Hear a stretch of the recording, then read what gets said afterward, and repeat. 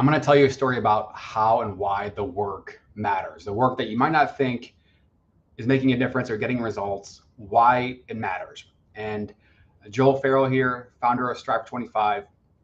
I was giving an hour talk about entrepreneurship, income streams, and social media content at a school, a homeschool type of facility here in St. Louis. This is the second week in a row that I've been there. It's called Purpose Driven Academy, and a group of about 12 to 13 teenagers that are in high school. And we were talking about side hustles and habits and ways to be able to generate some income on the side using social media and using other types of tools.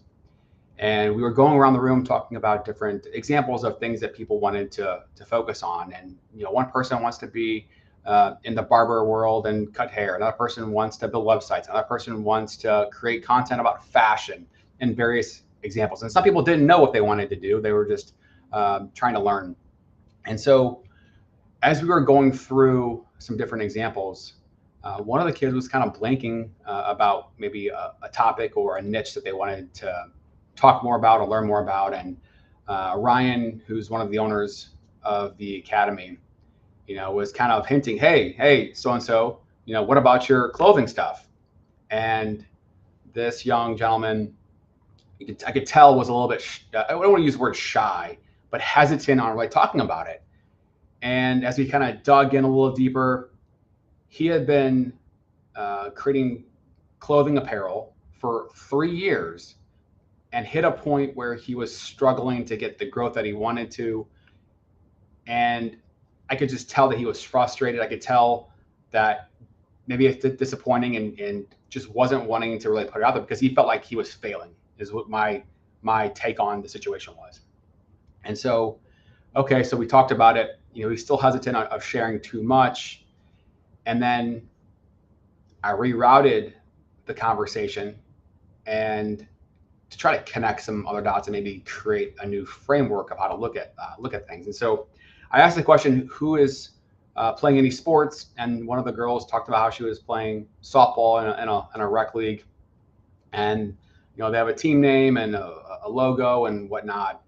And I said, hey, well, do you think, having your own t-shirts that are branded with your logo and your name on it, like, would you and your friends be excited to have your own t-shirts that you can wear around? Well, yeah, absolutely. And, she's like, well, also our parents would love it as well. And so, okay, we started doing some math. 15 players, a couple family members, that's 45 people who may want a t-shirt. And so this other gentleman that was building this brand and, selling some apparel, was creating his own designs, trying to create his own design, brand and stuff and create momentum and get people aware of it, but was kind of hitting a dead end.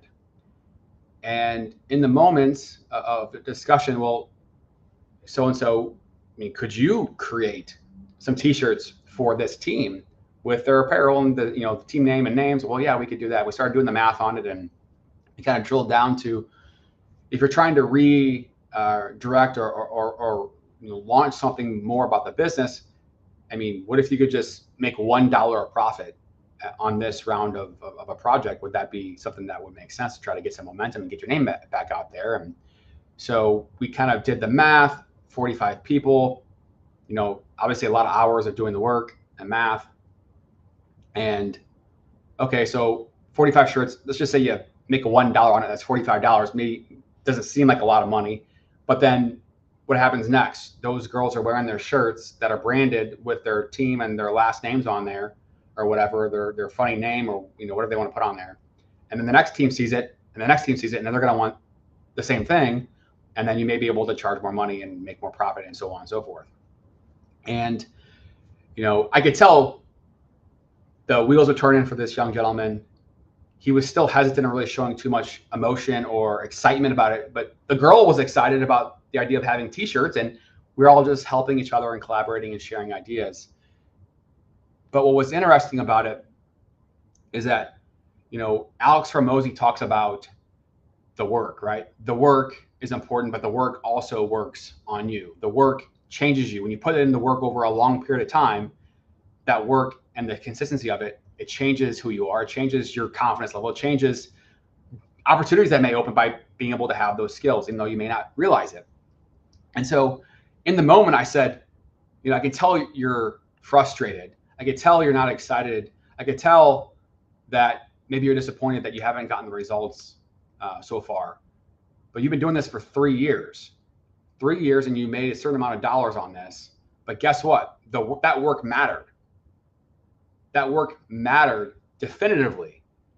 Because in this moment right here, Ryan, the owner, knew enough to see this young gentleman's work that he'd already done to speak about it. And so that work, even though this young gentleman didn't want to talk about his thing because he was, I think, disappointed in himself that he wasn't getting the growth and the sales that he wanted to, Ryan brings it up. Yeah, well, what about your clothing stuff? So that work, it did matter, because if he hadn't done that work, Ryan wouldn't have brought up his clothing apparel business that he was in. This kid has his own machines. And that's the cool thing about it. So team wants to get t-shirts made. They come to him to make them. They get their brand on it, their team name on it, but also this young gentleman can put his own branding on it and build his own brand and get that out there.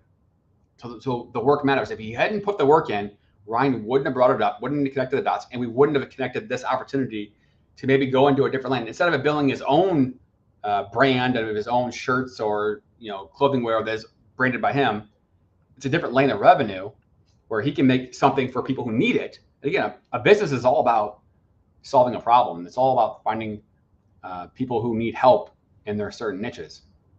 And so here we are. We're going to be seeing what happens. Maybe there's a connection there, maybe not, I don't know. But in this opportunity, in this platform, we have a challenge that we put out there for each of the young students, that they have a niche or something they want to work on. And, again, it could be social media content. It could be research on a website building company. It could be about a sports team, whatever you want to do. But the goal is to take 5 days in a row and work on this project 5 days in a row. So building a habit, right, takes time. And sometimes you say 30 days of work to build a habit. Sometimes it's more, sometimes it's less. But we want to be able to keep it, at least initially, so small that's achievable.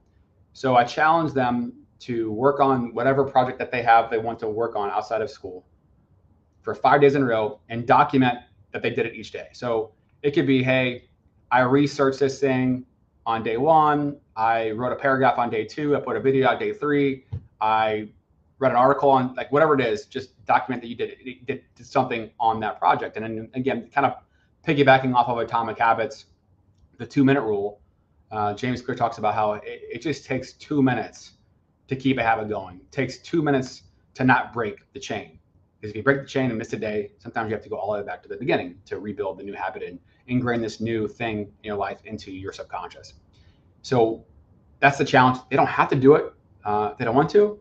Some of the people will do it, and it'll be fun to share and exchange some ideas and see what the learnings are and maybe some progress and towards a goal. And again, it's just one little bitty step along a journey that might seem big and massive, but all little steps, they do matter. So back to the point of this, the work does matter. Even though you might not see the results tangibly, it still does matter. And this is a tangible example of this young gentleman putting the work in and somebody else pulling it up. Hey, you are already doing this. You can do this. And so here we are. Maybe there's a connection there. Maybe there's a little spark to be able to build a different lane of work and revenue. And again, these are young kids that have families and school and friends. And so obviously you're not trying to promote anything too crazy, but if you can make a little bit of revenue and learn some skills along the way, it's an opportunity to learn and become a different you in the moment. So it's Wednesday, September 4th.